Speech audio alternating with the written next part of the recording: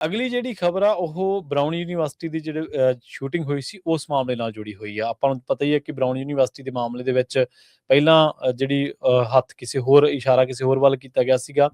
ਹੁਣ ਇਸ ਮਾਮਲੇ ਦੇ ਵਿੱਚ ਜਿਹੜਾ ਇੱਕ ਜਿਹੜਾ ਸਸਪੈਕਟ ਹੈ, ਜਿਹਨੂੰ ਸ਼ੱਕੀ ਹੈ, ਜਿਹਨੂੰ ਆਪਾਂ ਕਹਿ ਸਕਦੇ ਹਾਂ, ਉਹਨੂੰ ਇੱਕ ਨਵੀਂ ਫੁਟੇਜ ਦੇ ਵਿੱਚ ਦੇਖਿਆ ਜਾ ਰਿਹਾ।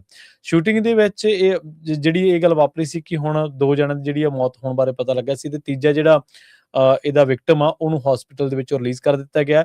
ਇਹਨੇ ਇੱਕ ਵਾਰ ਫਿਰ ਬਰਾਊਨ ਯੂਨੀਵਰਸਿਟੀ ਨੇ ਇੱਕ ਜਿਹੜੀ ਇਹ ਘਟਨਾ ਵਾਪਰੀ ਸੀ, ਉਹਨੇ ਇੱਕ ਵਾਰ ਫਿਰ ਅਮਰੀਕਾ ਦੇ ਵਿੱਚ ਬਹੁਤ ਵੱਡੀ ਬਹਿਸ ਜਿਹੜੀ ਉਹ ਛੇੜ ਦਿੱਤੀ ਸੀ ਕਿ ਅਮਰੀਕਾ ਦੇ ਵਿੱਚ ਜਿਹੜੇ ਵਿਦਿਅਕ ਅਦਾਰੇ ਨੇ ਉਹਨਾਂ ਦੇ ਵਿੱਚ ਕਿੰਨਾ ਈਜ਼ੀ ਹੈ ਦੂਜਿਆਂ ਨੂੰ ਟਾਰਗੇਟ ਕਰਨਾ।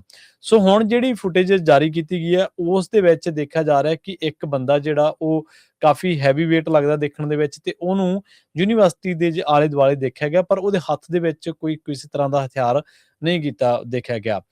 ਅਨਆਇਡੈਂਟੀਫਾਈਡ ਜਿਹੜਾ ਗਨਮੈਨ ਸੀਗਾ, ਕਹਿੰਦੇ ਵੀ ਉਹਨੇ 2 ਸਟੂਡੈਂਟ ਯੂਨੀਵਰਸਿਟੀ ਦੇ ਮਾਰਤੇ ਸੀਗੇ ਤੇ ਕਈਆਂ ਨੂੰ ਜ਼ਖਮੀ ਕਰ ਗਿਆ, ਜਿਨ੍ਹਾਂ ਦੇ ਵਿੱਚ 9 ਬੰਦੇ ਜਿਹੜੇ ਉਹ ਸ਼ਾਮਲ ਸੀਗੇ।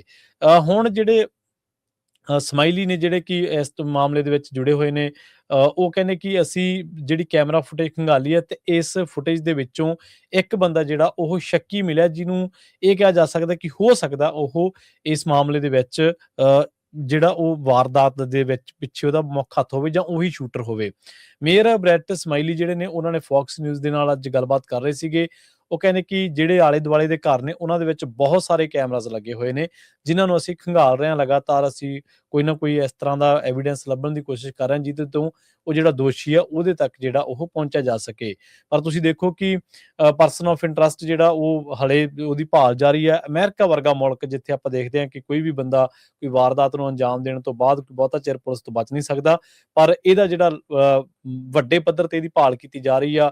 ਰੋਡ ਆਈਲੈਂਡ ਜਾਂ ਹੋਰ ਇਲਾਕਿਆਂ ਦੀ ਪੁਲਿਸ ਆ, ਇੱਥੇ ਤੱਕ ਕਿ FBI ਨੇ ਕਈ ਜਿਹੜੇ ਲੋਕ ਨੇ ਇੰਟਰਨੈਟ ਦੇ ਉੱਤੋਂ ਜਾਂ ਹੋਰ ਜਿਹੜੇ ਲੋਕ ਇਸ ਬਾਬਤ ਗੱਲਬਾਤ ਕਰ ਰਹੇ ਸੀਗੇ ਉਹਨਾਂ ਤੋਂ ਵੀ ਪੁੱਛ ਪੜਤਾਲ ਕੀਤੀ ਹੈ, ਪਰ ਹਲੇ ਤੱਕ ਜਿਹੜਾ ਇਸ ਮਾਮਲੇ ਦੇ ਵਿੱਚ ਪੁਲਿਸ ਦੇ ਹੱਥ ਜਿਹੜੇ ਆਪਾਂ ਖਾਲੀ ਕਹਿ ਸਕਦੇ ਹਾਂ ਜੀ।